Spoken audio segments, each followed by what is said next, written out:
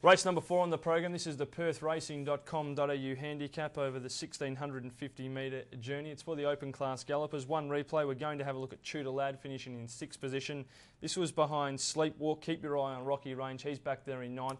I thought it was a good effort by Tudor Lad, despite the fact he was a long way out of his ground. And then a length and a half to Sleepwalk, who's starting to run on very well. Noble Steed behind them, Tudo Estiarte, and also making up good ground is Grey Monarch. No point going too much further back as Sleepwalk hits the lead from Shock Value, and then Estiarte, but it's Sleepwalk going inside the 70. The leader from Estiarte closing. It's Sleepwalk desperately ridden from Estiarte diving. It was an interesting run by Tudor Lad. Got a long way out of its ground. I don't think Kira Yule had a really good time on the horse, to be honest, and there was a lot of bumping going on towards the back of the field.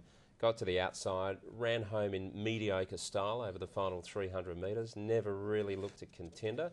I guess if you'd backed him, you'd be saying you put in a disappointing run. I guess it's not too bad, considering he did get into a little bit of trouble in the run. Rocky Range didn't jump well, and the key to Rocky Range is jumping well, getting on the speed, but he was back, forget he went round.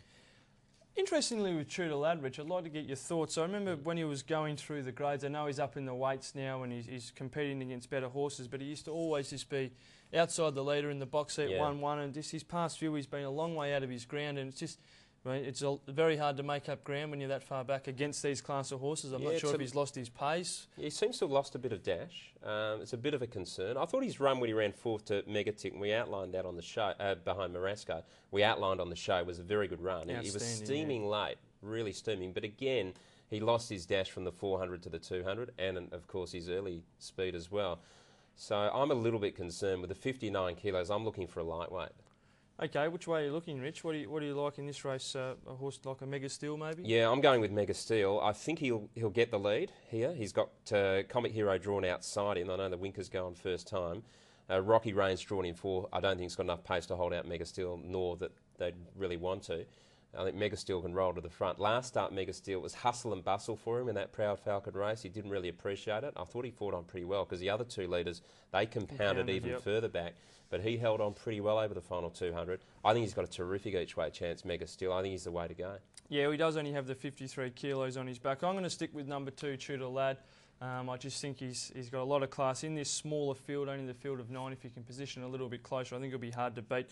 And even though Super Scenic finished last of the 11 last start, I think you can forget he went round. Ben Kennedy went back to the inside. He's a better horse on the outside. He can be forgiven for one run, number 4, Super Scenic. For me, race 4, number 2, Tudor Lad. Well, the first leg of the quaddie is race number 5 on the program. This is the Perth Racing Members Handicap over the 1200 metre journey. We're going to go back and have a look at the winner of Chalice. This was his first run back from a spell. He used the aid of the cutaway rail for William Pike. Defeated Bellman, who finishes in 2nd place and once again will take his place. But all honours with the winner Chalice, who was perfectly ridden by William Pike. It's Bellman getting away now from Bluff Point. Back on the inside, Chalice running on. And so Zoric under hard riding with Adadi closing in. Over on the inside, Chalice has picked up Bellman. Chalice shot through on the inside of Bellman and Adadi, and Chalice wins first up. It was a good win by Chalice. I think he was set up for a first-up victory. He looked his race. There was some very good speed in the race, but some horses who lack a bit of stamina over the final 200. Bellman fought on pretty well. Bluff Point, they went out hard. Bluff Point was always going to weaken. It looked a great race for him because there was just so much speed. Sat back, went through along the inside. I've got a big doubt on the form out of that race compared to the Sea of Victory race over the 1,000 metres as well. Well, some of the horses behind Sea of Victory, we got Black George number 3, Goldie Jr., Dante's Star. Do you think they've probably got the wood on the Chalice race? Yeah, I think so. I think Black George is a really good run. Back up to the 1,200 metres looks suitable. His form in Kalgoorlie last season was great before he came to town and performed very well as well. So I think Black George is definitely the horse to hold out. All right, is that the way you're going in race number 5? Well, I'd probably be looking at Black George and also Our Larrikin. Right. I think Our Larrikin's suited here. It drops down to 53.5 kilos, carried 54 last start, so there's not much difference there, but it was a richer race behind Proud Falcon. I think you'll find this a lot easier. They'll go hard. There's some good speedsters in the race with Bellman coming across. And I think Our Larrikin could outsprint Chalice, and Black George I see as the big danger of Our Larrikin. So I'm looking at a bracket selection with 3 and 8. All right, Rich, well, I'm going to really throw a spanner in the works here. I'm going to go number 12, Chalice. Okay.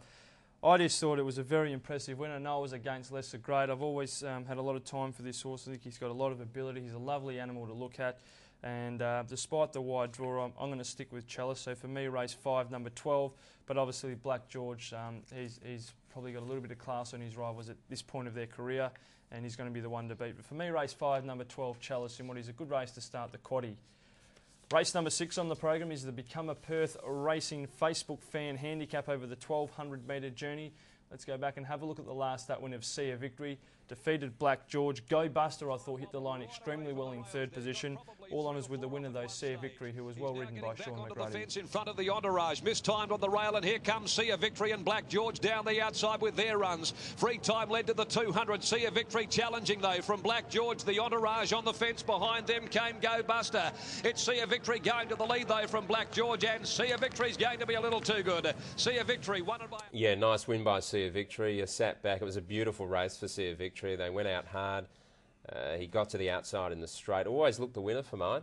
Seems to go very, very well fresh, and got to the outside with Black George and just finished the race off too well. I think it was great to see Sea Victory score a Saturday win. She last preparation, I think she ran 4 or 3 consecutive seconds in a row behind some handy horses, Casanova, Jack Kender and Almighty Runner. Yeah, and even Ollie couldn't get to Sea Victory over the line. Yeah, it was just great to see her for Connections win a Saturday race, and hopefully she can go on with it again this Saturday. What do you make of Go Buster, who finished in 3rd place? Yeah, ran home well. I prefer Go Buster over 1,000, to be honest. Yeah. I know it runs home well over 1,000 and very fast on occasions, but the 1,200 metres might just take the zap out of his sprint. All right, a few others. Rich Share Trader was a good last start winner, and Gold Commodities won 3 out of 3 this prep. Now in the stables of David Harrison. Yeah, I really liked the win last start of Gold Commodity. I'd seen his 2 Kalgoorlie wins. He was most impressive, and I couldn't believe the price that they bet when Gold Commodity came to town. I thought he should have just about been favourite on the day. And I think early on in betting he was about $10 or $12. He tumbled into about 7 or 8 on the final calculations. But he should be able to box seat here. I've got Osh Empire going forward. Blinkers on, yep. Yeah, with the blinkers on. Coiled Spring probably trying to look for a trail, and then Gold Commodity up running 2nd, 3rd, 4th. And I think in that spot he can cruise along and probably dash to the lead, top of the straight, and be very hard to run down. Yeah, I agree, Rich. I think he's really starting to hit his straps, Gold Commodity, and from barrier 7 he should get a perfect run, like you say, and that's the way I'm going. I'm going number 9, Gold Commodity, in race number 6. Yeah, I've got a slight leaning to Gold Commodity, and I think the big danger could be Chance in Time, because... back to the trials, had nice trialled well. Yeah, nice trial. He should get a soft run from gate number 2. There's enough speed for him to just loom into the race on the corner and be very hard to hold out.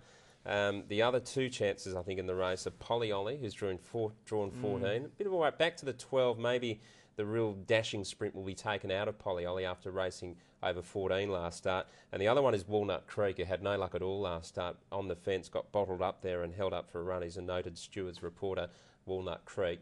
And drawn out a little bit wider, should suit. Damien Lane comes in with a claim with 55 kilos. His form in Kalgoorlie was good enough. So I've got Gold Commodity on top. I think Chance in Time, Walnut Creek, Polly Ollie, the only possible dangers. All right, we're both agreeing. Race 6, number 9, Gold Commodity.